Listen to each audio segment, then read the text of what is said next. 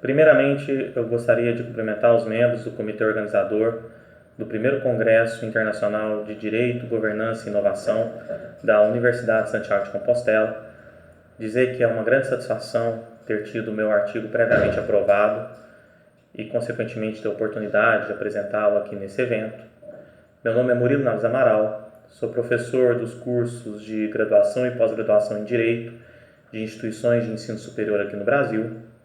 E o tema que nós vamos tratar hoje é a judicialização da política como tendência de atuação jurisdicional contemporânea no Brasil. Pois bem, mas para que a gente possa entender o tema de uma maneira mais aprofundada, é interessante nós retornarmos ao período do final do século XVIII, que, como bem destaca autores como Tom George Wellender, foi nesse período que o judiciário começa a se consolidar como um poder institucional do Estado. Isso porque, naquele momento, havia uma forte desconfiança em relação aos parlamentos,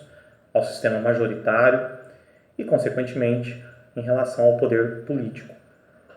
E, diante disso, grandes pensadores da época, como Alexander Hamilton e John Jay, começaram a defender a necessidade de se estabelecer um judiciário que se constituiria como poder, até como forma de se equilibrar com o poder político instituído. Diante disso, à medida que o tempo vai passando, já no século XX, por volta da década de 60, 70, como muito bem destaca o ministro do Supremo Tribunal Federal, Luiz Roberto Barroso, começa-se a se defender uma ideia pela qual o judiciário deveria ter uma postura mais ativista. E esse ativismo que começa a ser defendido em favor do judiciário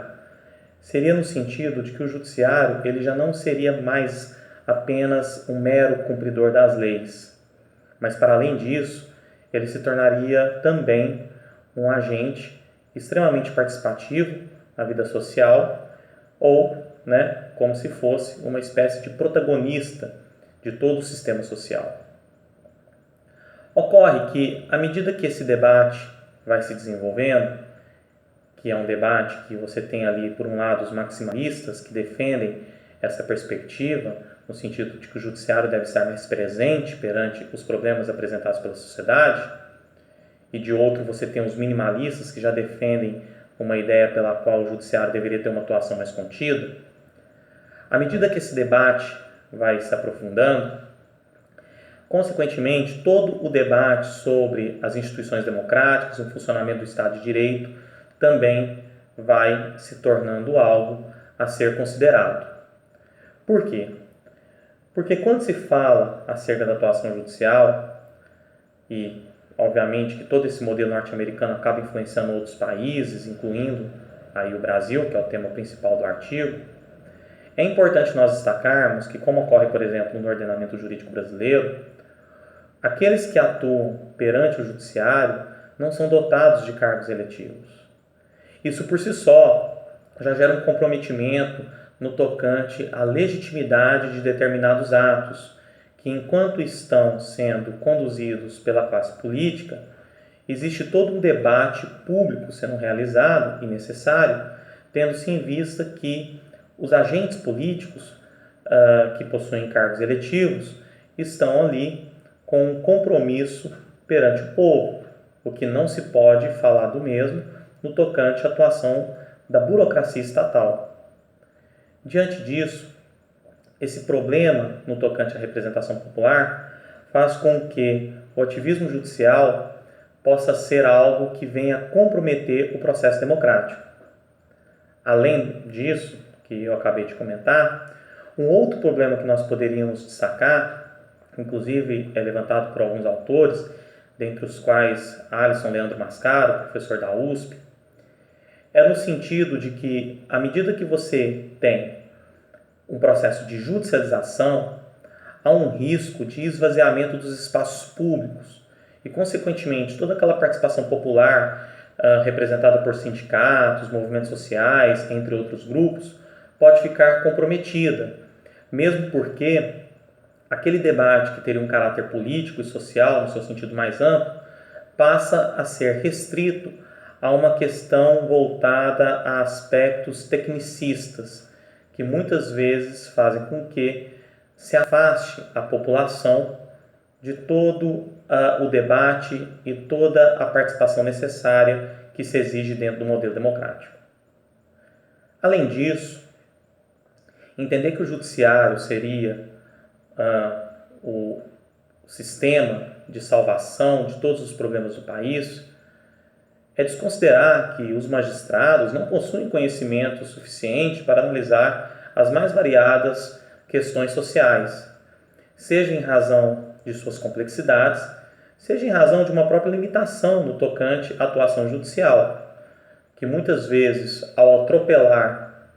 os seus limites, acaba entrando em esferas que não seriam esferas da intimidade do operador do direito. Junto com isso, como bem destaca Daniel Sarmento, essa perspectiva pela qual os juízes teriam uma atuação mais presente, inclusive em decorrência de inúmeras vertentes que vão surgindo no direito, como por exemplo o neoconstitucionalismo, deve ser analisada sob certas perspectivas, uma vez que, uma analogia até interessante que o Sarmento faz, uma vez que muitas vezes em países como o Brasil, há uma dificuldade na separação da questão pública e da questão privada. Fazendo-se uma analogia, assim como fez Sarmento, a Sérgio Buarque de Holanda, há um risco do magistrado, na sua atuação ativista, de certo modo, de repente começar,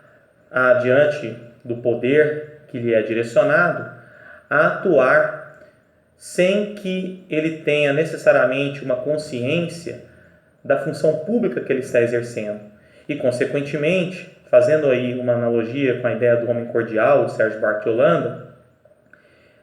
o subjetivismo pode prevalecer sobre a objetividade necessária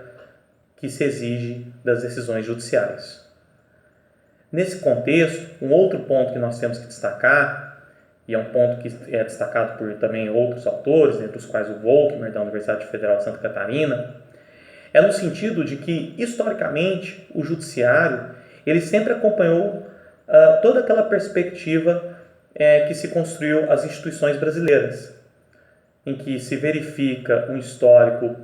extremamente conservador, voltado ao patrimonialismo, escravagista, e que muitas vezes é o responsável por propagar as graves injustiças sociais que sofre o país. Diante disso, sabendo que o judiciário não se trata de um poder totalmente, nós poderíamos dizer, inatingível no tocante à possibilidade de ser corrompido, já que ele também estaria dentro de uma perspectiva pela qual haveria ali uma certa vulnerabilidade no tocante às pressões das elites e dos grupos sociais dominantes, não me parece devidamente adequado defender a ideia de que a partir da judicialização das mais variadas questões sociais é que a sociedade conseguiria o seu processo emancipatório. Mesmo porque, historicamente, nós sabemos que é o processo da luta política, é o processo da participação popular, é o processo de cidadania que muda a realidade dos estados. Não se trata de algo que deve ser delegado para um poder constituído. Não se trata de algo que deve ser delegado para uma burocracia constituída. Se pegarmos, por exemplo, a nossa realidade, que é a realidade brasileira, isso se torna mais evidente, seja pelo histórico da atuação judicial, seja pela própria atuação dos magistrados nas mais variadas questões. Muitas vezes atuando em conjunto com o Ministério Público, de maneira a atender um certo populismo penal, muitas vezes defendendo privilégios que nós verificamos dentro da classe de juízes e outros membros do Poder Judiciário. Enfim, não se trata de algo que me parece ser adequado à medida que nós verificamos sob inúmeras perspectivas traços extremamente arcaicos e também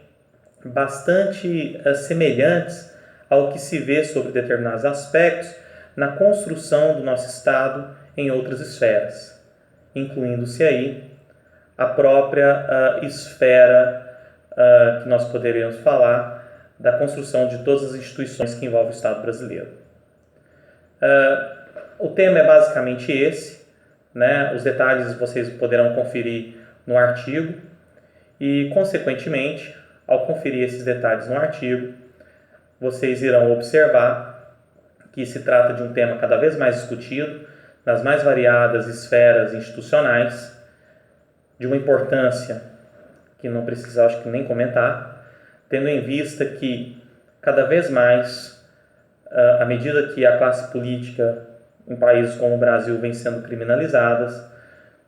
a atuação jurisdicional tende a aumentar, de modo, pelo menos é o que eu concluo no artigo, embora seja um tema de difícil esgotamento teórico, mas de modo a comprometer o processo democrático, de modo a trazer sérias consequências para a representação política. No mais é isso. Quero novamente agradecer o comitê organizador do evento e dizer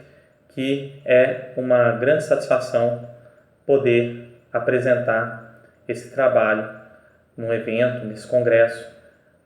de tamanha importância. Muito obrigado